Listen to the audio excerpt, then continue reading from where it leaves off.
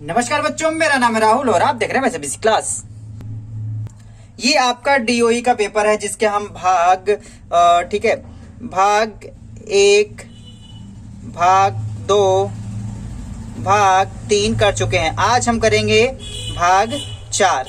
ठीक, हर भाग में आपके 10-10 क्वेश्चन कराए गए थे। ठीक है, इसमें भी 10 क्वेश्चन थे, 1 से 10, और इस वाले में 10 से 20, और इसमें 20 से 30, और इस वाले भाग में हम 31 से चलेंगे, 31 से 40 तक। ठीक है, ताकि 10 क्वेश्चन इसमें आसानी से हो जाएं। ये आपका भाग 4 है। ये जिन प्यारे बच्चों ने नहीं देख रखा वो देख लेना। खंड अ क्वेश्चन नंबर 1, 2, 3, 4 इस प्रकार से थे। ठीक है, और इस प्रकार से क्वेश्चन नंबर, तो हम भाग तो करा ही चुके हैं 3 तक, तो डायरेक्ट हम 4 पे आते हैं, क्वेश्चन नंबर 31 पे। ठीक है, तो क्वेश्चन नंबर 31, क्वेश्चन नंबर 31 इस प्रकार से है आपका। ठीक है, क्वेश्चन नंबर 31 इस प्रकार से है। तो बहुपद P x square plus Q x plus 3 के शून्य को का योग 3 है, तो आपको q बराबर p माइनस क्यू मतलब ये बताना है, मतलब फिर क्या होगा आपको। यहाँ पे समीकरण दिया गया है आपका P x square plus Q x plus 3। ठीक है, तो यहाँ पे a बराबर क्या है p, ठीक है, b बराबर है आपका q, और c बराबर है 3, ये लिख सकते हैं। और आपका अल्फा प्लस बीटा बराबर क्या होता है, इसमें योग दिया गया है, योग दिया ही गया है, तो अल्फा प्लस बीटा बराबर माइनस बी बाई ए। तो यहाँ पे q बटे p कर सकता हूं मैं, क्योंकि b बाई ए होता ही है आपका, और माइनस बी बाई ए, और इसके बराबर 3 दिया गया है, माइनस q बटे p, ये इधर जाएगा, तो आपका 3p बराबर माइनस q, माइनस इधर तो इधर आ जाएगा, 3p प्लस q बराबर 0, 3p प्लस q बराबर 0, तो 3p प्लस q बराबर 0, तो एक ही मिल रहा है, तो ऑप्शन इसका डी बिल्कुल सही है। क्वेश्चन नंबर आते हैं 32 पे। बिंदु 4, 3 रेखा पर स्थित है, तो कौन सी रेखा पे, इस रेखा पे कि इस रेखा पे, इस रेखा पे, इस रेखा पे, तो आपको हम हर में x और y का मान रखने ना, पता चल जाएगा। तो ए ऑप्शन क्या है, ए बराबर दिया गया है, तो मैं लिख लेता हूं 4 और 3, ये x होगा और ये y होगा आपका। तो पहला समीकरण था आपका 3x प्लस 7y बराबर 27, तो 3 गुणे में यहां से ले लेंगे। ठीक है, 4 प्लस में 7 गुणे में y बराबर कितना है, 3 बराबर में 27, 4 3 12 प्लस 7 21 बराबर 27, तो आपका 1 2 1 3, तो 1 3 33 बराबर 27 नहीं है, तो पहला ऑप्शन गलत है। ऑप्शन बी पे आते हैं। ऑप्शन बी दिया गया है 7x प्लस 2y बराबर 47। ठीक है, तो 7 गुणे में x बराबर 4 प्लस 2y बराबर 3 बराबर में 47, 4 3 और 7 चौक 28 प्लस 4 3 12 प्लस 47। ठीक है, 8 2 10, 2 3 4। ठीक है, तो आपका 47 के बराबर नहीं है, तो ऑप्शन सी लेके चलते हैं। ऑप्शन सी 4 बार लगवाएगा क्या सवाल ये। 3x plus 4y equal to 24। ठीक है, तो 3 4 और प्लस 4 गुणे में 3 बराबर 24, तो 4 3 12, 3 चौके 12 बराबर में 24, 12 12 24 बराबर में 24, तो ये सही है। तो ऑप्शन सी बिल्कुल सही है, तो ऑप्शन सी इसका बिल्कुल सही है। ठीक है, क्वेश्चन नंबर 32 यहाँ लग चुका है। क्वेश्चन नंबर 33 पे चलते हैं प्यारे बच्चों। क्वेश्चन नंबर 33 आ जाइए। अल्फा बीटा किसको किसने पीटा, अब ये इस पे सवाल लगाएंगे। क्वेश्चन नंबर 33 आ जाते हैं। यदि tan 7 tan थीटा, ये 5 बोलते हैं, कई बार इसको थीटा बोल देते हैं, 7 tan थीटा इक्वल टू 4, तो साइन 7 साइन थीटा माइनस, तो फलाना जिनका नौ दिए गए, इसका वैल्यू आपको बतानी है। ठीक है, तो आप क्वेश्चन तो देख ही रहे होंगे, तो चलिए एक बार सवाल जल्दी से लगा लेते हैं। क्वेश्चन थोड़ा सा ऊपर कर दे ताकि मुझे क्वेश्चन दिखाई देता रहे। क्वेश्चन नंबर 33 है। क्वेश्चन नंबर 33, यहाँ पे 33 नंबर डाल देते हैं। तो 7 tan थीटा इक्वल टू 4, तो tan थीटा इक्वल टू 4/7 होता है, 4/7।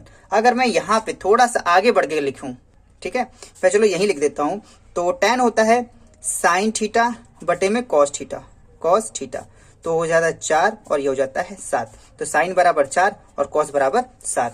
और वैल्यू क्या पूछ रहा था, वैल्यू लिखी हुई है 7 sine theta minus 3 cos theta upon में 7 साइन थीटा प्लस में 3 कॉस थीटा, ये वैल्यू बतानी है आपको। ठीक है, एक लाइन बड़ी खींच लेता हूं मैं 7। साइन बराबर कितना है आपका 4 माइनस 3 और कॉस थीटा बराबर कितना है 7। यहाँ पे आ जाएगा 7 गुणे में कितना है ये 4, साइन थीटा 4 है, 4 अच्छे से बन जाओ, प्लस 3 और कॉस थीटा कितना है 7। ठीक है, सेम है ऊपर। ठीक है, 4 7 चौक 28 माइनस 3 7 21 बटे में 7 चौक 28 प्लस 7 21। ठीक है, तो मेन बटा चल रहा है, तो जाएगा तो कितना बचेगा यहाँ पे 7 और जोड़ 8 1 9 2 2 4, तो इसे काट देंगे 7 एकम 7 7 7 49, तो 1/7। तो ऑप्शन में 1/7 है कि नहीं है? हुई 1/7 ये रहा, 1/4 7। अच्छा वाह जी, 1/7 भी कई बच्चों से 7 ही आएगा आंसर, तो गलत है, तो इसका आंसर है 1/7। तो क्वेश्चन नंबर 33 लग चुका है। क्वेश्चन नंबर चलते हैं 34 की तरफ। ताश खेलेंगे प्यारे बच्चों, हम क्या खेलेंगे ताश। ताश के 52 पत्तों में से लाल बादशाह, हुकुम की बेगम तथा पान के 5 और इक्के खो गए। पान के 5 और इक्के खो गए, कोई बात नहीं, और पढ़ते हैं आगे। अच्छे प्रकार से फेंटे गए, शेष पत्तों में से एक पत्ता निकाला गया। देखो ये एक है, इनका पता नहीं कैसे बनाते हैं। एक पत्ता निकाला गया, एक लाल पत्ते की प्रायिकता बताइए। All red king queen and shape and 5 S of diamond and club. Club मतलब चिड़ी होता है, वैसे चिड़ी। क्वेश्चन गलत है, क्वेश्चन गलत दिया गया है प्यारे बच्चों। Diamond ace of diamond and club और almost lost from 52 plain cards. ठीक है, 52 पत्तों में से लाल बादशाह, हुकुम की बेगम तथा पान के 5। चिड़ी तो आई नहीं है हिंदी में। डायमंड मतलब ईट होता है, ईट तो आया नहीं है इसमें। ये प्यारे बच्चों डीओई वाले हिंदी वालों से खेल खेल रहे हैं। इंग्लिश का क्वेश्चन मुझे लग रहा है सही है, जबकि हिंदी वाला क्वेश्चन मुझे गलत लग रहा है, अच्छे से नहीं बताया गया है। अब बताओ क्या करें। यहाँ अगर हिंदी मीडियम वाले बच्चों एक बार इंग्लिश में जरूर थोड़ा थोड़ा पढ़ते ले रहना, क्योंकि हिंदी वाले तो कोई यहीं पे लगा मुझे गलत है। बेगम तथा 5 के पान, पान के 5 और इक्के खो गए, मतलब और क्या, कौन सी चीज 5 की खो गई? 1 की 2। ठीक है, ठीक है, और यहाँ पे डायमंड है और यहाँ पे क्लोब चिड़ी है, तो एक आपका डायमंड और एक चिड़ी। ठीक है, एक पंजा, तो यहां से ये होना चाहिए था। ठीक है, और मतलब पान, और जो पान का पंजा और इक्का और चिड़ी का भी आना चाहिए। ठीक है, डायमंड मतलब ईट लेना चाहिए था और क्लूब का चिड़ी। अच्छे से खेलते हो, मतलब ताश खेलना सिखा रहे हैं यहाँ पे। तो यहाँ पे जो क्वेश्चन है होना चाहिए इस प्रकार से, ईट का पंजा, ईट और चिड़ी का पंजा और इक्का खो गए, अच्छे प्रकार से फेंटे गए, पत्तों में से एक पत्ता निकाला गया, लाल पत्ते आने की प्रायिकता। तो ठीक है, थोड़ा सा इसे ऊपर कर देता हूँ, आप लोगों को अच्छे समझाता हूँ। ठीक है, किस प्रकार से क्वेश्चन आया है। चलिए पेज पढ़ते हैं, क्वेश्चन समझना शुरू कर देते हैं। क्वेश्चन 34 है। क्वेश्चन नंबर 34 में क्या कह रहा था, 2 लाल बादशाह, स्टार्टिंग कह रहा था 2 लाल बादशाह, 2 लाल बादशाह, यो हानि बादशाह, बादशाह गलत ले, बादशाह होता है। ठीक है, चलो। एक हुक्म की क्या गई, हुक्म की क्या थी, बेगम, बेगम। हाँ बेगम, मेरी कोई बेगम नहीं है, तो आगे चलते हैं। 2 1 और आपका एक लाल पंजा, लाल पंजा, एक लाल इक्का। ठीक है, एक काला मतलब चिड़ी पंजा। ठीक है, एक काला इक्का, इक्का इक्का, आधा का इक्का। ठीक है, तो जो लाल था वो ईट का था। ठीक है, तो काला है वो चिड़ी का है, चिड़ी का, ये दोनों चिड़ी के हैं दोनों है। ठीक है, ये दोनों लाल लाल, ये काला। ठीक है, और बस यही खोए थे। देखते हैं ये दोनों खो गए, फिर इसको इन टोटल कितने पत्ते हमारे पास देखते हैं फिलहाल। 2 3 4 5 6 7, 7 पत्ते खो गए, 7 पत्ते खो गए। हमारे पास है पत्ते कितने, 52 पत्ते होते, 52 में से 7 गया, कितना बचा आपका, 52 में से 7 जाएगा आपका, हो गया 45। टोटल कितने हैं 45, तो जो प्रायिकता निकलेगी वो 45 में से होगी, कितनी 45। 45 में से कितने लाल इक्के निकाल रहे हैं, कितने हम लाल, सॉरी लाल इक्के नहीं, लाल एक लाल पत्ता निकला है। तो एक बार क्वेश्चन में देखते हैं, फेंटे गए शेषवत एक लाल पत्ता आने की प्रायिकता होगी। तो लाल पत्ता जो होगा, तो हमारे पास टोटल कितने पत्ते होते हैं लाल, 13 एक सेट के, 13 2 सेट के। ठीक है, 13 दूना 26, 26 टोटल लाल पत्ते होते हैं। लेकिन हमारे पास तो कुछ लाल पत्ते अलग से निकाल लिए गए थे, क्योंकि लाल पत्ते कितने, देखो ये रहा लाल पत्ता, ठीक है, लाल पत्ता, लाल पत्ता, ठीक है, और ये लाल, 2 3 4, 4 लाल पत्ते निकाल गए थे। 26 में से 4 लाल पत्ते निकाल लिए गए, तो 2 22, ठीक है।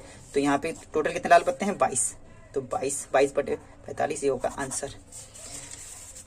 तो 22/45 है, ये रहा प्यारे बच्चों 22/45। तो यहाँ से ये पता चलता है हिंदी मीडियम वाले बच्चों के कई बच्चों नंबर कम आते हैं, ये आगे से की गई गलती होती है प्यारे बच्चों, ये आप लोग गलती नहीं है। अब गलत क्वेश्चन ही छापेंगे, एक बच्चा तो अड़ जाएगा, नहीं भैया हमें तो प्रायिकता का सारा सवाल लगाने से कुछ भी हो जाए, वो इंग्लिश नहीं पढ़ेगा लेकिन हिंदी वाले क्वेश्चन में उलझ के ही रह जाएगा, उसे लगा मुझे आता हुआ क्वेश्चन छोड़ के आएगा वो, ठीक है। तो ये बात गलत है। चलिए क्वेश्चन नंबर 35 तरफ चलते हैं। दी गई आकृति में एंगल BAC इक्वल टू 90 है, BAC इक्वल टू 90, ये 90 दिया गया है आपका, और ये AD लंब है BC पर, AD BC पर लंब है, ये 90 इधर से हो जाएगा आपका। तो देन द फिगर, ये आपको चित्र में बताना है आपको, ठीक है। यहाँ पे आपको 2 त्रिभुज लेके चलना है, ठीक है। मैं यहाँ पे लिख देता हूँ 2 त्रिभुज, ठीक है। त्रिभुज ये वाला लेके चलेंगे, जिसको एक मैं कलर कर दे रहा हूँ, ठीक है। एक बिना कलर वाला त्रिभुज लेके चलेंगे, ठीक है। वैसे ऑप्शन में ही बताना है आपको, कोई दिक्कत की बात नहीं है। तो लेके चलेंगे त्रिभुज, ठीक है, ये वाला त्रिभुज ले लेंगे, त्रिभुज BAD तथा त्रिभुज ADC में, C में, ठीक है। तो एंगल BDA, एंगल BDA, ये 90 वाला angle equal to angle ADC, ये दोनों 90 है, इस पे 90, ठीक है। अब यहां से एंगल ABD, एंगल ABD, इस वाले एंगल की बात कर रहा हूं मैं, ठीक है। बराबर किसके एंगल का हो जाएगा ये, अगर 90 में से 90 माइनस DAB कर देंगे तो वही एंगल DAB, ठीक है, DAB कर देंगे यहाँ पे, 90 का 90 माइनस का माइनस, और एंगल जो DAB है आपका, तो ये आपका 90 था पूरा, यहाँ से देखिए ये पूरा आपका 90 है। इस एंगल को लिखने के लिए मैं एंगल 90 में से तो इस एंगल को लिख लेंगे, यही वाला एंगल है आपका, ठीक है। इस एंगल को लिखने के लिए 90 माइनस, अगर 90 माइनस एंगल DAC कर दूं, क्योंकि दोनों 90 का ही अगर पूरा 90 मानता हूं, DAC कर दूंगा, 90 में से घटा दूंगा DAC की, तो यही वाला एंगल बचेगा। तो इसके बराबर मैं ये वाला भी लिख सकता हूं, DAC इक्वल टू 90 माइनस, ये आपका 90 आ जाएगा, इक्वल टू एंगल DAC। तो यहाँ पे आपका 90 से 90 कट जाएगा, ठीक है, माइनस माइनस जो होता है आपका प्लस हो जाता है, तो एंगल DAC बचा। तो एंगल ABD बराबर DAC, एंगल ABD बराबर DAC, ये एंगल इस एंगल के और 2 एंगल बराबर है। तो जो त्रिभुज की सर्वांग समता होता है, सर्वांग समता, एंगल सर्वांग समता, ठीक है, जिसके 2 अगर बराबर होते हैं एंगल, तो उसके तीसरा एंगल भी आपस में बराबर होता है, ये तो आपको पता है। तो इसलिए त्रिभुज BAD, ठीक है, BAD, जो ये वाला BAD है आपका, त्रिभुज DAC, ये काला वाला त्रिभुज सफेद वाले त्रिभुज के समरूप होगा, ठीक है। तो लहरदार जो त्रिभुज हो जाएगा DAC, इसीलिए आपका हम लिख सकते हैं इस त्रिभुज को ध्यान में रखते हुए, मैं इसको अगर थोड़ा सा मोड़ दूं कि अब दोनों हमने सर्वांगसम तो दिखा दिया, तो दोनों सर्वांगसम दिखा दिया, तो अब हम लिख सकते हैं, उसी के बाद पेज मोड़ दिया मैंने, BD बटे में AD, BD बटे में AD, दोनों का आधार, ठीक है, और दोनों का ये कड़ वाला हिस्सा वाला लिख लेंगे, ठीक है, AD बटे में CD, ठीक है। अब दोनों में क्रॉस होगा तो AD का स्क्वायर हो जाएगा BD इंटू CD, तो AD का स्क्वायर BD इंटू CD होना चाहिए। तो AD का स्क्वायर, ठीक है, ये रहा AD का स्क्वायर 2 जगह BD इंटू CD, तो ऑप्शन सही, बिल्कुल सही, चाहे वैसे हो चाहे इस प्रकार से हो, ठीक है। तो इसे मैंने मोड़ दिया ताकि आपको अच्छे से दिखाई दे। उम्मीद है ये चीजें आपको अच्छे से समझ में आई होगी। क्वेश्चन नंबर 37, क्वेश्चन नंबर 37 चलते हैं। तो आकृति में एक्स वाई पैरेलल है, मतलब समानांतर है बीसी के, और ए एक्स अनुपात एक्स बी 1:3। तो यहाँ 1:3 लिखा ही गया है। भुजा एक्स वाई की लंबाई 6 सेंटीमीटर दे ही दी गई है। तो आपकी इसकी लंबाई बतानी है आपको, ठीक है। तो इसमें देखिए, आप ध्यान से देखेंगे तो एंगल बी बराबर एंगल ये ए एक्स वाई होगा, एंगल ए बी सी बराबर ए एक्स वाई होगा, क्योंकि वही है, क्योंकि ये समानांतर है तो ये दोनों आपस में बराबर होंगे। इस वाले त्रिभुज में और बड़े वाले त्रिभुज में मैं ये कॉमन ले लेता हूं, ठीक है, ये कॉमन। तो दो एंगल आपस में मैंने बराबर दिखा दिए, तो ये एक दूसरे के समरूप। तो अगर मैं इसको लिख के समझाना चाहूं, तो अगर आप अच्छे से बाद में समझना चाहें, तो त्रिभुज ए बी सी तथा जो त्रिभुज था आपका ए एक्स वाई में, ठीक है, तो एंगल ए बराबर एंगल ए उभयनिष्ठ, वैसे आपको पेपर में लगाना नहीं, लेकिन फिर भी समझ ले, एंगल बी बराबर एंगल एक्स, एंगल बी बराबर एंगल एक्स हो जाएगा आपका। तो त्रिभुज ए बी सी, ठीक है, समरूप ए एक्स वाई, ठीक है। तो इसी हिसाब से आपका अब यहां से लिख सकते हैं, दोनों समरूप दिखा दी हमने, तो हम लिख सकते हैं ए एक्स बटे में ए बी, ए वाई बटे में ए सी, ठीक है।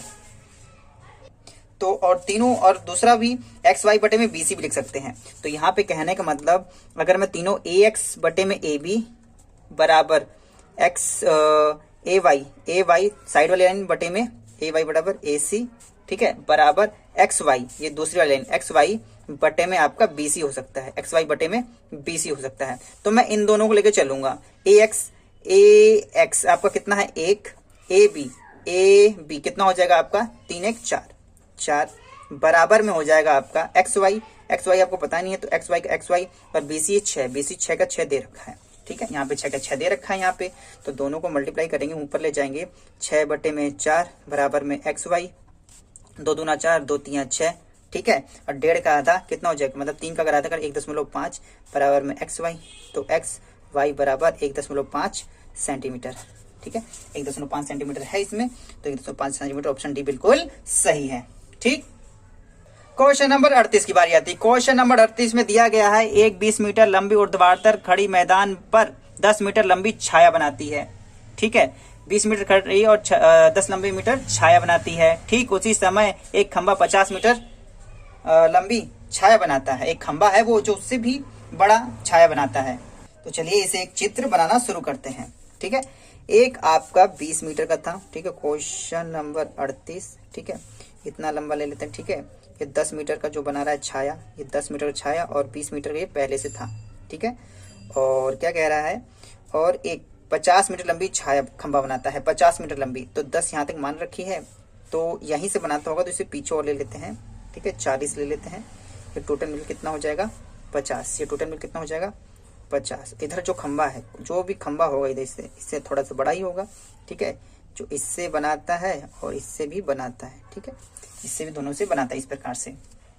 तो इस खंबे की लंबाई, इस खंबे की ऊंचाई आपको बतानी है। तो चलिए क्वेश्चन लगाते हैं। तो त्रिभुज का नाम लिख लेते हैं सबसे पहले, इसे ए, ठीक है, ये बी मान लेते हैं, फिर इसे हम सी मान लेते हैं, फिर डी, और ये आपका बन जाएगा ई, ठीक है। तो त्रिभुज आपके चलते दिखाते हुए, त्रिभुज ए बी सी तथा त्रिभुज ए डी ई में, ठीक है, मैं अगर कस के खींचूं ए बी सी, ये आपके कलर कर लेता हूं ताकि आपको अच्छे से दिखाई दे।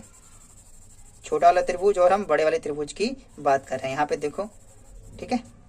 चलो एंगल डी, एंगल पहले लें, angle C equal to angle D 90 degree, जो छाया बनेगा 90 पे ही बनेगा, ठीक है। और एक angle A equal to angle A उभयनिष्ठ, ठीक है। ये सब आपको लिखना नहीं है, लेकिन फिर भी आप समझते रहिए। उभयनिष्ठ सर्वांग समता नियम, सर्वांग समता नियम, ठीक है। अगर दो एंगल बराबर हैं तो एंगल से, ठीक है, एंगल से त्रिभुज ए बी सी समरूप है त्रिभुज ए डी ई के, ठीक है, ए डी ई के। तो अब यहां से लिख सकते हैं ये त्रिभुज जिसके हमने समरूप दिखा, दो एंगल बराबर दिखा दिए, समरूप दिखा दिया। लिख सकते हैं फिर ए सी बटे में बी सी, और बड़े वाले त्रिभुज के लिए ए डी ए बटे में डी ई।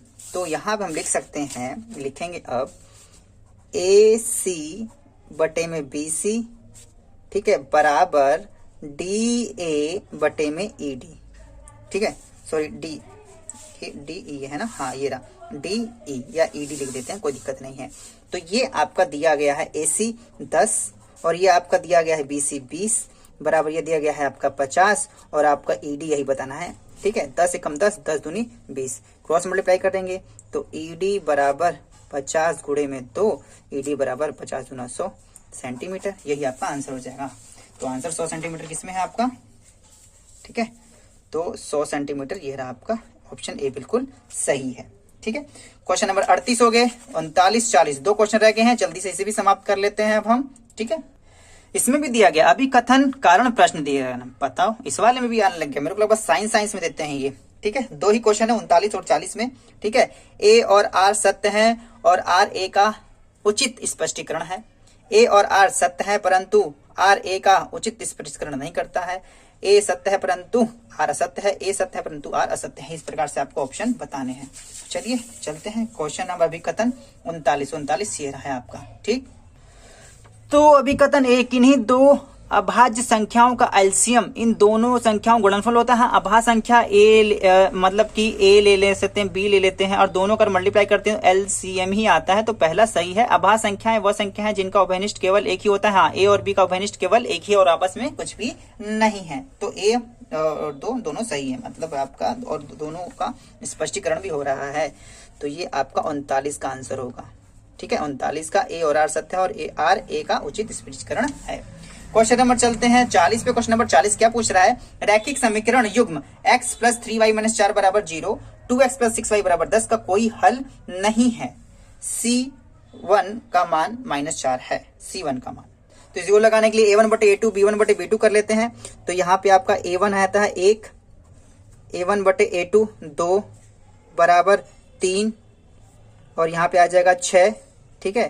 कितना आ जाएगा 6, यहाँ माइनस है तो इधर भी माइनस आ जाएगा, बराबर माइनस में काट देता हूँ, -4 आ जाएगा और इधर से -10 हो जाएगा। तो 1/2 इसको काट देंगे तो 1/2 बराबर माइनस 4 एकम 4 नहीं 4 2 दूना 4 तो 5 10। तो A1 बटे A2 बराबर B1 बटे A2 not equal to C1 बटे C2, ठीक है, ये आपका है। तो आपका इसी का सही है। A1 बटे A2 बराबर B1 बटे B2 not equal to C1 बटे C2 होता है, तो उसका कोई हल नहीं है। सही है, ये बात बिल्कुल सही है। आपको अगर ऑप्शन बताना A1 बटे A2 not equal to B1 बटे B2, कमेंट करके बताइए इसके कितने हल होंगे, ठीक है। हिंदी में लिखिएगा, हिंदी माध्यम बच्चों। और दूसरा देखते हैं, पहला ये ऑप्शन सही बोल रहा है, C1 बराबर -4 है, तो C1 बराबर -4, हाँ तो -4 है, हमने काट दिया लेकिन यहाँ पे -4 है, सही है। लेकिन इसकी सही व्याख्या वो नहीं कर रहा है, व्याख्या कहां से कर रहा है बस, ठीक है, उसने अलग अलग बात है इसमें। तो क्वेश्चन इसका क्या करेंगे हम, तो ए और आर सत्य है परंतु आर ए का उचित स्पष्टीकरण नहीं है, तो ये आपका 40वें का आंसर हो जाएगा। तो प्यारे बच्चों, यहां तक हमने 40 क्वेश्चन लगा लिए हैं, उम्मीद है आपको आराम से समझ में आया होगा। और 40 क्वेश्चन जो बचे हैं, 40 नहीं 50, ठीक है, 40 41 और ये ना 50 क्वेश्चन बाकी हैं। तो जल्द ही इसकी मैं वीडियो लेके आऊंगा ताकि आप लोग का जो पेपर है वो अच्छे से जाए, ठीक है। तो जो अगला खंड सेक्शन सी होगा वो आपका है केस स्टडी। हाँ, मार काट कर दिए हैं, उसका केस बन चुका है, अब उसको हमें स्टडी करनी है, ठीक है। तो चलिए क्राइम की दुनिया में चलेंगे अगले क्वेश्चन के साथ, क्वेश्चन नंबर 41 में। मैं सब इस क्लास वीडियो ये कैसी लगी, वीडियो अच्छी लगी तो लाइक जरूर करिए जिससे मुझे मोटिवेशन मिलता है। तब तक के लिए जय हिंद, जय भारत।